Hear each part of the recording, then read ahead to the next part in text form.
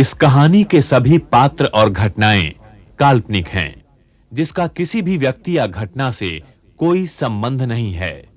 यदि किसी घटना के साथ इसकी समानता होती है, तो इसे मात्र एक संयोग कहा जाएगा।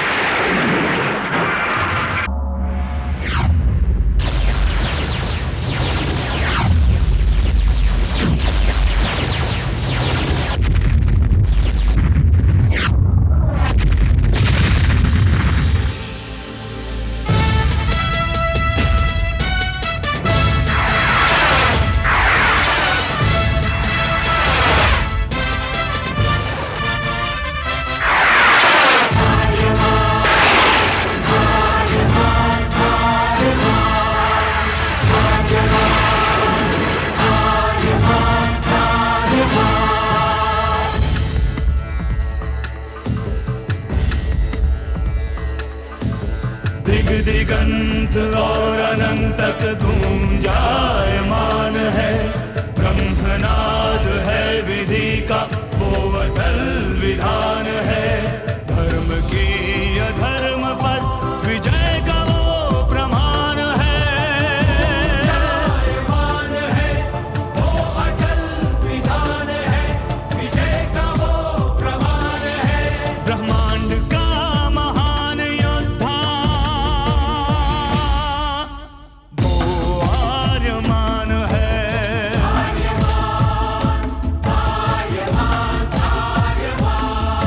ब्रह्मांड का महान योद्धा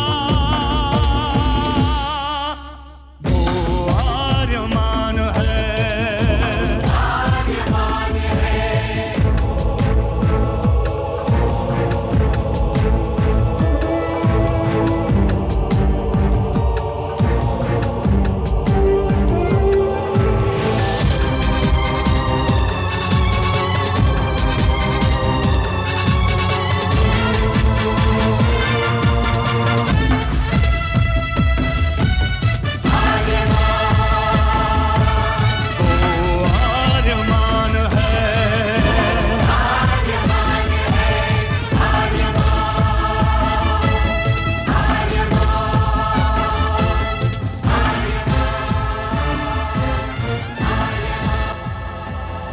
अनंत असीम ब्रह्मांड, अद्भुत, विशाल, विराट, जहां असंख्य आकाश गंगाएं प्रतिक्षण बनती रहती हैं, मिटती रहती हैं। हर आकाश गंगा में होते हैं अनगिनत तारे, अनेकों सूरज, और सूरज के साथ होता है अपना सौर मंडल, जिसमें रहते हैं अनेकों ग्रह।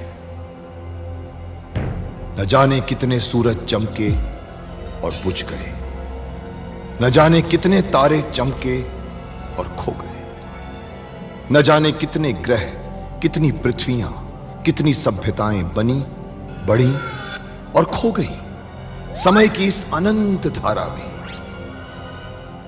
इन्हीं अनजानी परंतु अमर गाथाओं में से एक है महागाथा ब्रह्मांड के योद्धा आर्यमान की। बहुत समय पहले पृथ्वी से लाखों प्रकाश वर्ष दूर आर्याना आकाश गंगा में एक ग्रह था, थार।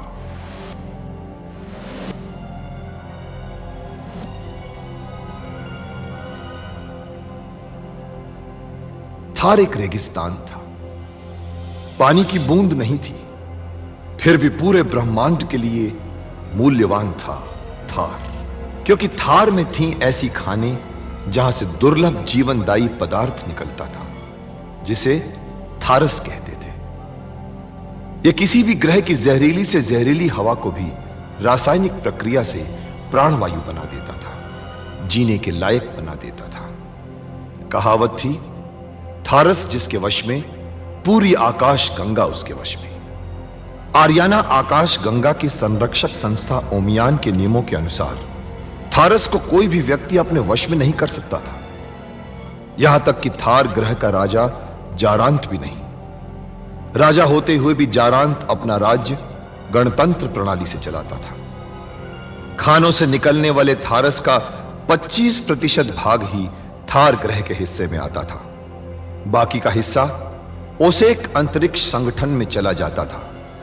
ओसेक आर्याना आकाश गंगा के व्यापारियों का संगठन था और जिसका संचालन अंतरिक्ष में बनाए गए एक कृत्रिम ग्रह ओसेक से होता था। मगर ओसेक संगठन में कई व्यापारी ऐसे भी थे जो अति महत्वाकांक्षी थे, जो पूरे ब्रह्मांड में अपना आधिपत्य स्थापित करना चाहते थे।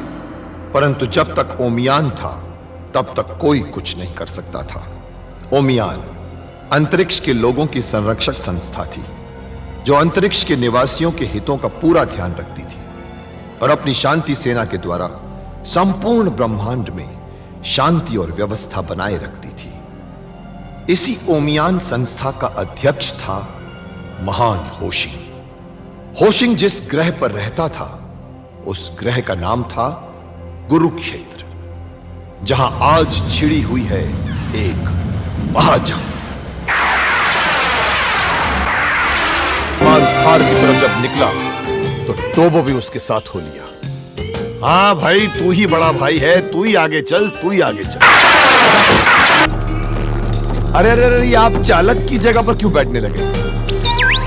अरे अब आप जाकर आराम से बैठिए। इस छोटे भाई को भी कभी सेवा करने का मौका दीजिए ना। अरे मैं आपसे भी जल्दी ले चलूंगा, मुझे शीघ्र थार पहुंचना है। जाइए, बैठिए वहां पर। अभी भी मुझे दूध पीता बच्चा समझता है।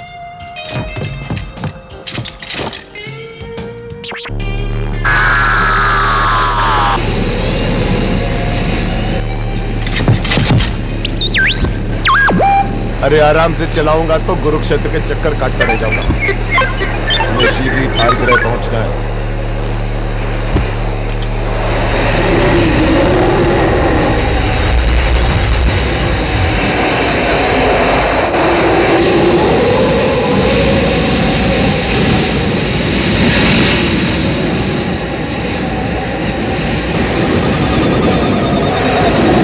देखा कितना ठीक कहता था ना, माया रास्ता कितना सही चल रहा है। अरे अरे अरे, इतनी सारे उनका एक साथ, ये तो पहाड़ के झुंड चले आ रहे हैं। तो बहुत सारे पहाड़ चले आ रहे हैं।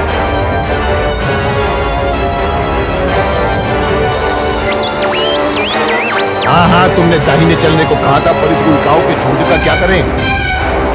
ये तो सचमुच हमारी जान ले लेंगे।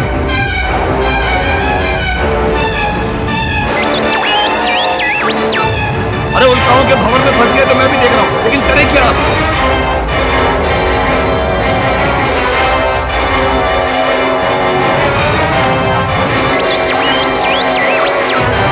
क्या कह रहे हो तुम? भंवर की तरह यान को गोल गोल घुमाते चलो, तुम्हारा कोई पुर्जा तो नहीं ढीला हो गया? अच्छा भाई, तुम जैसे कहते हो वैसे कर देंगे। लो, अगर कुछ हुआ तो उसकी जिम्मेदारी तुम पर।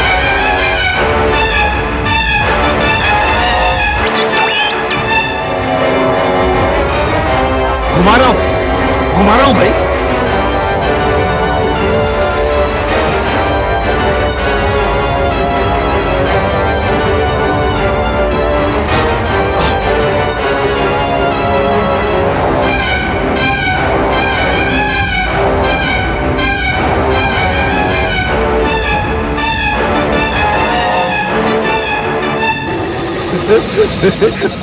ये तो निकल गए हम लोग।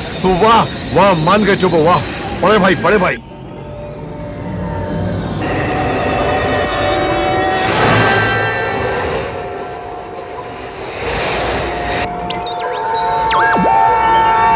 क्या?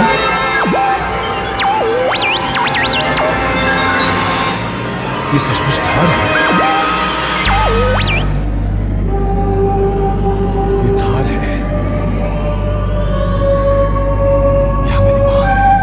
तुमने मेरी मां को बहुत कटाया, उसे बहुत सताया। उसे विष देकर मारने की कोशिश की, मुझे गर्भ में नष्ट करने की कोशिश की। ये सच नहीं है दुर्दान। नासा ने तुमसे झूठ बोला। हाँ, झूठ बोला है उसने। मेरी माँ को झूठा बोलता है, माँ को झूठा बोलता है। ये तू क्या कर रहा है दुर्दान? तू मेरा पिता है। मेरा कोई पिता नहीं है, तुम दोनों को दंडवत मिलेगा। सैनिकों, इन दोनों को नारद के पास ले जाकर गुलामों की तरह बेच दो। ले जाओ, बेच दो।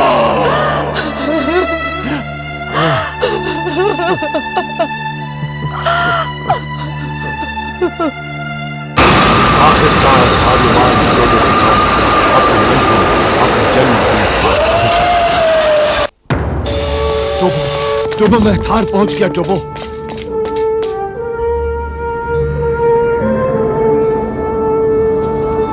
ये मेरी मातृभूमि है। टोबो, मैं यहां पैदा हुआ हूं।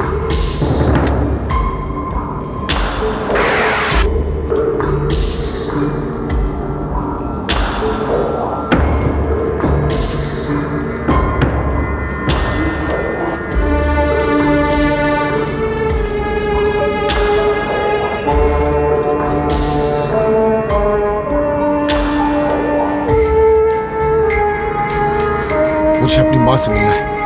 आओ टोबो।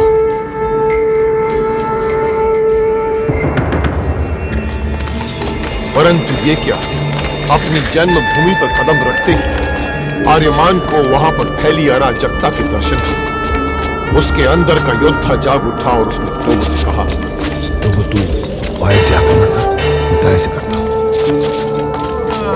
जल्दी चल, जल्दी जल्दी चल, चल चल चल, तू भी चल, चल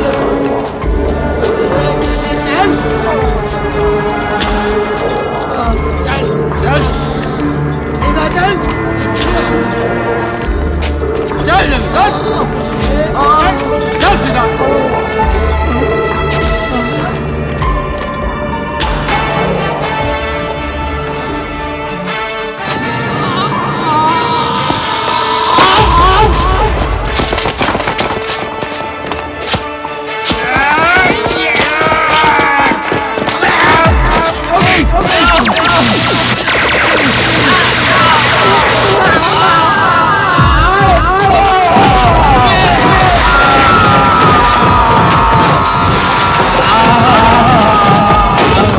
बड़े भाई, वहां क्या आक्रमण किया है?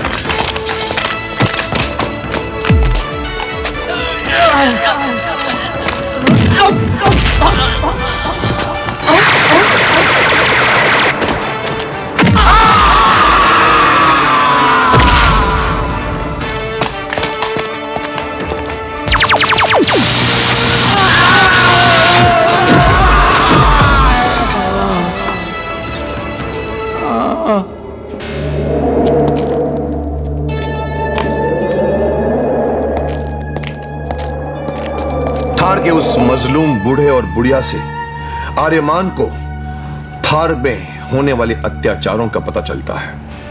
वो मन ही मन कुछ निश्चय लेता है, अपना और टोबो का भेष बदलता है और थार के किसी खादान में पहुंच जाता है।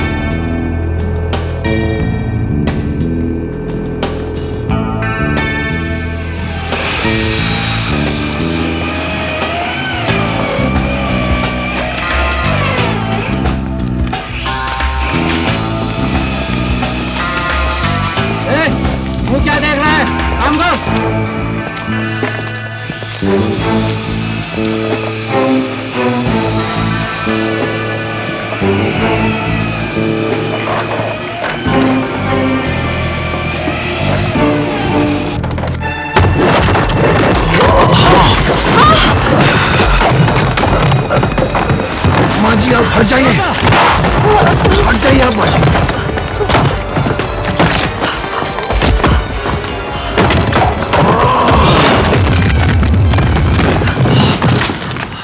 माँ जी, आपको कहीं चोट तो नहीं आई? नहीं बेटा, मैं ठीक हूँ और तुम तो ठीक।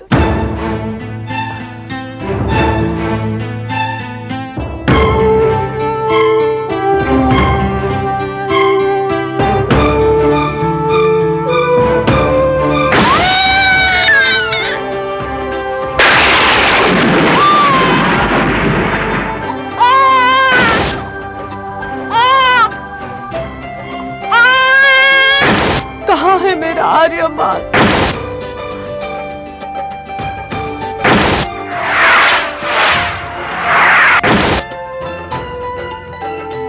मैंने ध्यान में किसी दुखी औरत को कारावास में तड़पते हुए देखा है।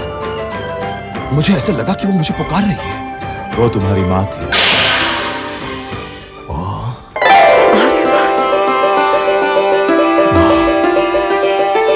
महाराज, मुझे पता ही नहीं था कि मेरा सपना इतना बड़ा हो गया है। ये क्या कह रही हो तुम? हाँ महाराज, ये हमारा आर्यमान है। तुम सच कह रही हो? ये हमारा आर्यमान है? हाँ महाराज, हमारा आर्यमान है ये। पिताजी, आर्यमान।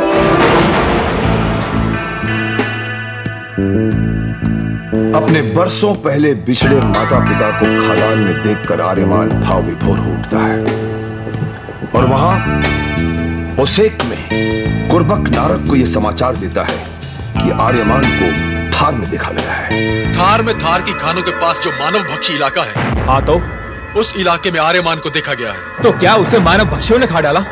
तो इसमें बुरा क्या है कुर्बक? नहीं महासामंत नारक, समाचार बिल्कुल इसके उलट है।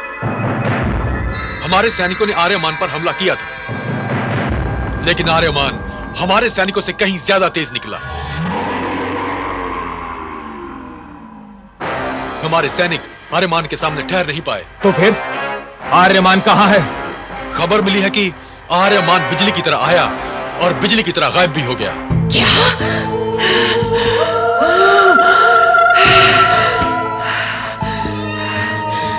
आर्यमान जिंदा है? नहीं। हाँ महारानी। क्या बात कर रहे हो शुक्रांत? क्या बात कर रहे हो तुम? ऐसा कैसे हो सकता है? उसे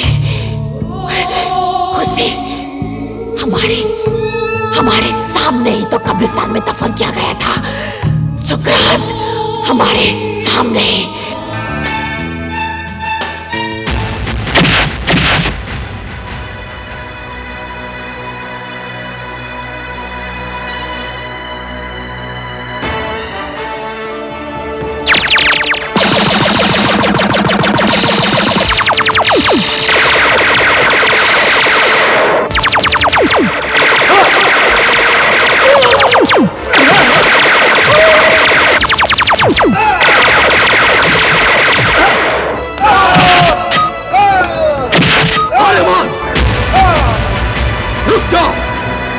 सारे ब्रह्मांड की आंखें धोखा खा सकती, लेकिन कुर्बक की आंखें धोखा नहीं खा सकती। चुपचाप तलवार नीचे फेंक दो, नहीं तो अभी इसी समय तुम्हारी आंखों के सामने तुम्हारे माता पिता को मृत्यु की गोद में सुला दूंगा।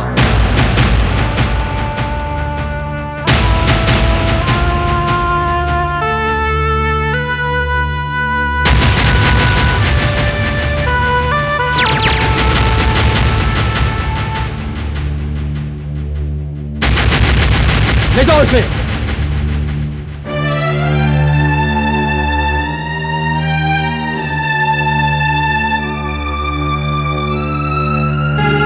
कौन है वो विद्रोही?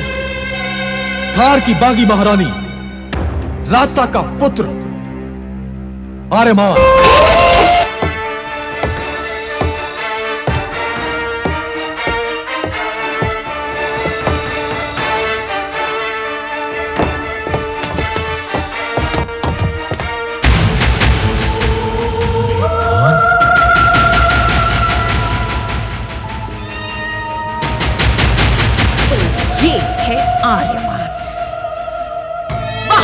वाह,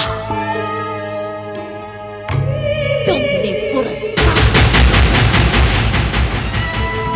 परंतु उससे पहले हम इस अपराधी का न्याय करना चाहते।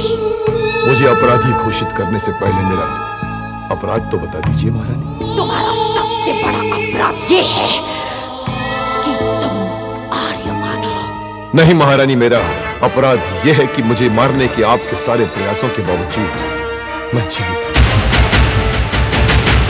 मेरा अपराध यह है कि मेरा जन्म थार और आर्याना की मुक्ति के लिए हुआ है।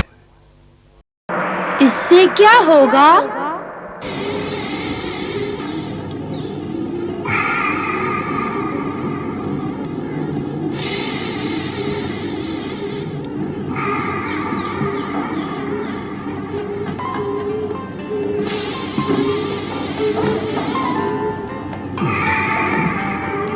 आप क्या कर रहे हो? ये हम श्वास की यानी कि ब्रीदिंग एक्सरसाइज कर रहे हैं। उससे क्या होगा?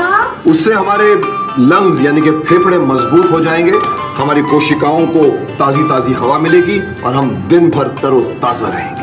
मैं भी मेरे घर जाकर ब्रीदिंग एक्सरसाइज करूंगा। जरूर, लेकिन एक बात का ख्याल रखना राहुल, हमारे घर के अंदर की हवा बाहर की हवा से अक्सर ज्यादा प्रदूषित रहती है, क्योंकि हम अपने घर के अंदर सांस छोड़ते रहते हैं जिसमें कार्बन डाइऑक्साइड होती है। तरह तरह के गैस के चूल्हे हमारे यहाँ चलते हैं तो वहां से कई खतरनाक गैसें निकलती रहती हैं और फिर धूल में कई तरह के विषाणु, जीवाणु, कीटाणु रहते हैं। उससे क्या होगा? घर में प्रदूषण के रहते आपको सर दर्द, आंखों की जलन और मतली हो सकती है और थकान भी महसूस हो सकती है। और अगर आपने लंबे समय तक इस बात पर ध्यान नहीं दिया तो दिल की बीमारी और कैंसर भी हो सकती है। इसलिए जितना हो सके अपने घर को प्रदूषण से मुक्त रखिए। धूम्रपान वैसे भी करने की चीज नहीं होती, परंतु अगर आपको धूम्रपान करना ही है तो दो बातों का ध्यान रखें। धूम्रपान कभी भी एयर कंडीशन रूम में मत करें, और अगर आपको धूम्रपान करना ही है तो इस बात का निश्चय कर लें कि आपके घर की खिड़कियां खुली हैं। बाथरूम में, किचन में एग्जॉस्ट फैन लगाया कीजिए और इस तरह से आप अपने घर को प्रदूषण से मुक्त रख सकेंगे। आपके एयर कंडीशन की आप नियमित रूप से सफाई करते रहें। इससे क्या होगा? इससे हमारा घर प्रदूषण मुक्त रहेगा और हम घर के अंदर भी स्वच्छ हवा में सांस ले पाएंगे। अब तुम बताओ कि इससे क्या होगा? इससे मैं एक्सरसाइज करूंगा और शक्तिमान के जैसा स्ट्रांग बन जाऊंगा। अरे वाह, क्या बात है। अब आप लोग भी समझ गए होंगे कि इससे क्या होगा।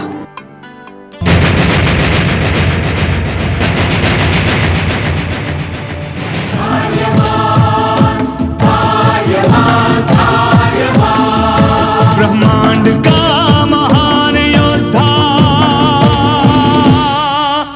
वो आर्यमान है।